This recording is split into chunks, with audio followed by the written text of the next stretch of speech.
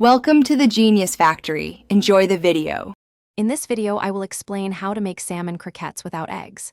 First, gather your ingredients, focusing on a 75-ounce can of salmon, drained and flaked. You'll need a good binder like mashed potatoes, breadcrumbs, or even crushed crackers. Have your seasonings, such as onion, celery, and fresh herbs, finely chopped and ready. This easy method ensures a delicious, crispy result every time, even without traditional egg binders. Next, in a medium bowl, combine your flaked salmon with about 1/4 cup of your chosen binder. If using mashed potatoes, ensure they are firm. Add your finely diced aromatics, like 1/4 cup of onion and 2 tablespoons of celery, along with fresh parsley. Season generously with salt, black pepper, and a squeeze of fresh lemon juice. Mix everything gently until it's just combined, being careful not to overmix. Now it's time to form your croquettes.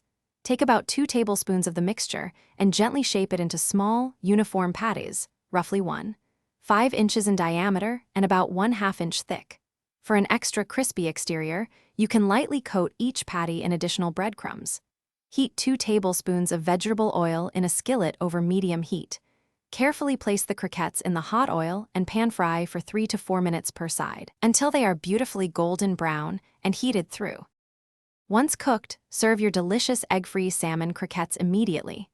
A simple squeeze of fresh lemon juice enhances their flavor beautifully. They pair wonderfully with a creamy dill sauce or a tangy tartar sauce.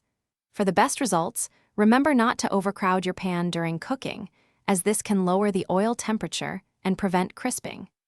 Any leftover croquettes can be stored in the refrigerator for up to 3 days and reheated gently.